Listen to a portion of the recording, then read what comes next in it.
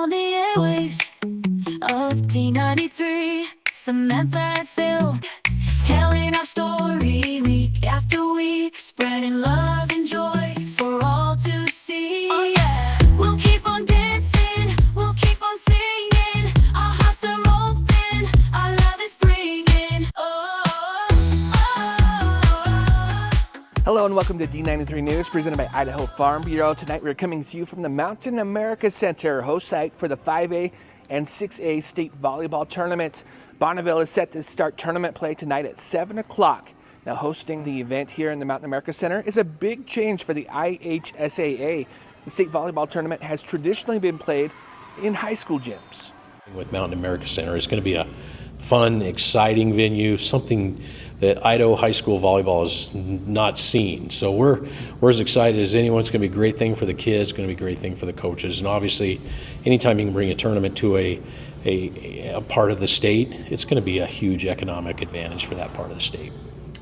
Now, speaking of state, the Hillcrest and Bonneville football teams will start their quest for a state championship tomorrow night.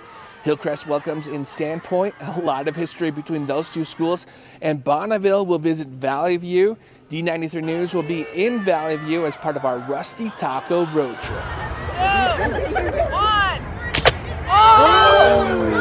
Rockets were blasting off at Stinger Stadium yesterday as science students at Rocky Mountain Middle School put their experiment to the test. The students measured a number of variables during this fun learning activity. Meanwhile, at Tiebreaker, 5th and 6th grade students participated in Survival Day. Now, this was originally scheduled for Pine Basin, but they decided to stay at the school because of weather. The students rotated through stations where they learned survival skills. The purpose of today's activity is, of course, in 5th grade, part of our CAA curriculum, we read Earthquake Terror, which is a tale of survival.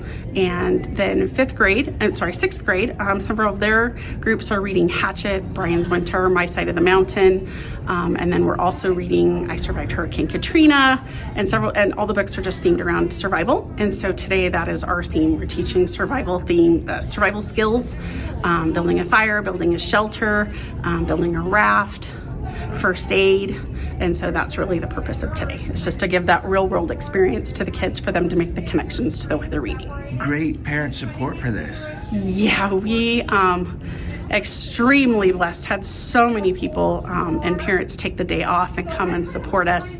They were willing to go to Pine Basin and freeze if we'd asked them to, but of course we didn't want to be all up in the mud, and they all still just went ahead and showed up here at school for us. Great to see that parent involvement. Now, it's Halloween today, and EIRMC wants to keep everyone safe. Here are some important safety tips in our EIRMC Health Minute. Hi, my name's Kennedy, a pediatric ICU nurse here at EIRMC, and I wanted to talk a little bit about safety at Halloween time. This is such a fun holiday for kids, but there are some safety things that we should be aware of. One of those is make sure that you're going with your children when they are out and about. Go to homes that you're familiar with and stay to sidewalks and off the roads so that your children can be safe. With that, also pay attention to any masks or things that they have on their head so that they can see appropriately, so that if they do walk into the street, they can see cars that are coming. With that, also make sure that they're dressed appropriately for the weather. If it's going to be really cold out, make sure that they have layers underneath to keep them warm. With that, it's also dark outside, so make sure that they have some sort of reflective gear so that those people that are on the road can see your child, so that you can have a safe and happy Halloween.